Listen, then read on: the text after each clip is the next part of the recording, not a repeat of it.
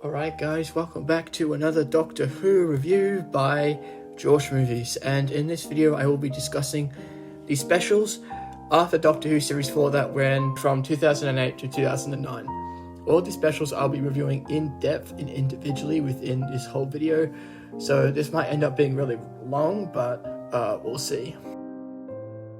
Overall, this special was decent. Not perfect, but a really enjoyable special regardless. It follows the 10th Doctor being trapped in 1851 during Christmas Eve, and Cybermen are lurking about, causing mayhem and chaos for the people of Victorian London, and during this time he supposedly meets another Time Lord. More on that later. Overall, this plotline seems really great, and most of it's just a villain comes out of nowhere and isn't really all that shocking because of the timing and structuring in the episode. It was never established that she has villainous intentions. She was just brainwashed by the Cybermen the whole time, and she just ends up dying because of it.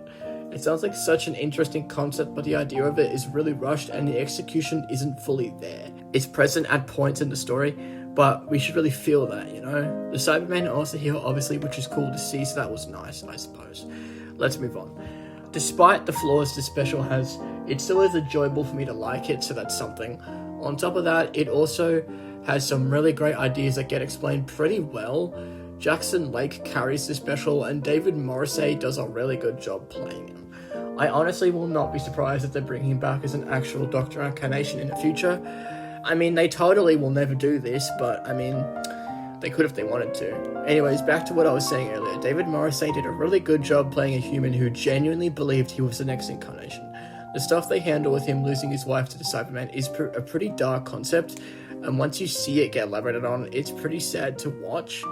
Okay, I'm done with the glaze now. The stuff they do with his backstory is good, I reckon. Nothing super crazy, but it's unique regardless. He also has his own companion as well to tie things up, so that's cool. Basically, this is just another standard Doctor Who special. Nothing crazy, but nothing super out of the ordinary. Decent 7 out of 10. This special was also pretty standard compared to the previous one. It was a bit better and more interesting to me, but it still felt like it was missing something. I mean, it's pretty obvious what that is.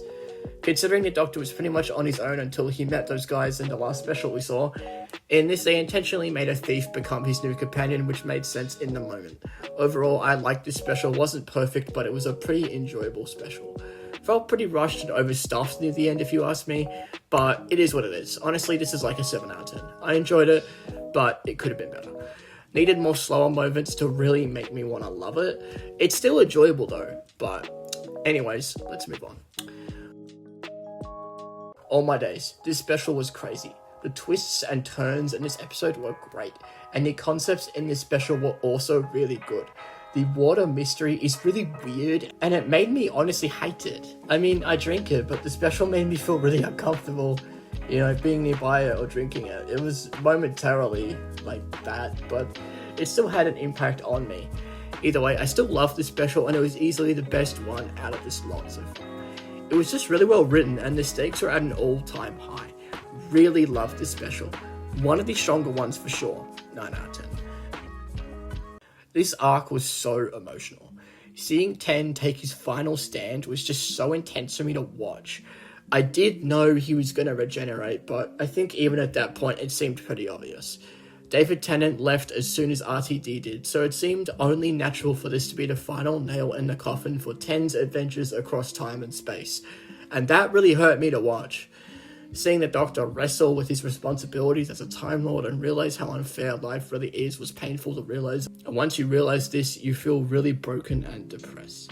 This show has made me sad multiple times, but this was the pinnacle of that. I love Tennant's Doctor, and I will never forget the impact he had on me and the entirety of the Doctor Who fanbase. Cheerio, man. You cooked. 10 out of 10 special. It was peak. Overall, I really enjoyed seeing the 10th Doctor's last couple of specials before I get into 11th Doctor's arcs. I really love this Doctor, and I will not forget the impact he had on me like I have said earlier. These specials just felt like such a great way to end 10's storyline overall. I am very happy with what I did with his Doctor, and I stand by that.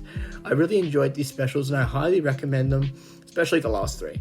That'll be it for this review. Stay tuned for my next video, and subscribe and follow me on Letterboxd, Serialized, all of that fun stuff. Cheers, guys. I hope you have had a great day. Peace, y'all.